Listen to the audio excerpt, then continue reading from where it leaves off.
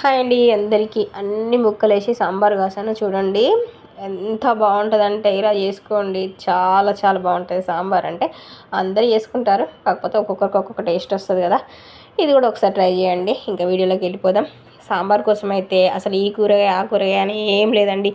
ఏ కూరగాయలైనా వాడుకోవచ్చు.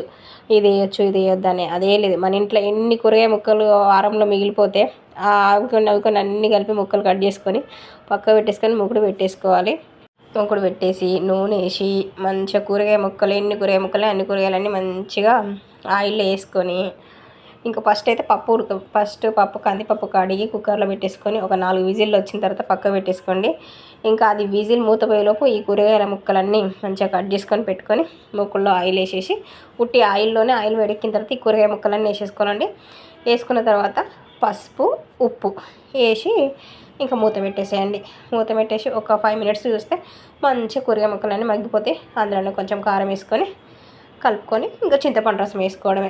చాలా ఈజీగా అయిపోతుంది. అసలు సాంబార్ అంటే పెద్ద పని అంటారు, కానీ ఏం కాదండి, ఇలా చేసుకోండి చాలా తొందరగా అయిపోతుంది. ఇంకా కూరగాయ ముక్కలు మగ్గిపోయిన తర్వాత చింతపులుసు వేసి చింతపులుసు ముక్కలు పట్టేంతసేపు మంచిగా మరిగిచ్చేసి అది మరిగేటప్పుడు ఇంకా పప్పు కూడా మెదుపుకొని ఇంకా పులుసులో వేసేసుకోవడమే. ఇంక ఈ రెండు మంచిగా మరుగుతూ ఉన్నప్పుడు ఒక గుప్పడు కొత్తిమీర వేసేసుకోండి. ఇంకా అంతే. తర్వాత ఉంటే నేను మామూలుగా అయితే జీలకర్ర మెంతుల పొడి వేస్తే సూపర్ ఉంటుందండి సాంబార్కి, మంచి టేస్ట్ వస్తుంది. కాకపోతే ఇప్పుడు అందరు సాంబార్ పొడి వాడుతున్నారు కదా, నేను కూడా సాంబార్ పొడి వేస్తున్నాను. ఎక్స్ట్రా లెవెల్ ఉంటుంది అసలు సాంబారు. ఈ పొడి మన వీడియోలో పెట్టాను చూడండి, ఎవరికైనా కావాలంటే. ఇంతే అండి, సాంబార్ అయిపోయినట్టే. పోపు వేసుకోవడమే.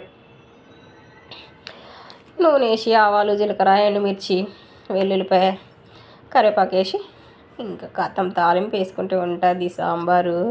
ఇంకా వేరే ఏ కూర అవసరం లేదు, అంత బాగుంటుంది అనమాట. ఇడ్లీలోకైనా సూపర్ ఉంటుంది. ఒక్కసారి ట్రై చేసి చూడండి. వీడియో నచ్చితే లైక్ చేయండి, కొత్త విషయాలు సబ్స్క్రైబ్ చేసుకోండి.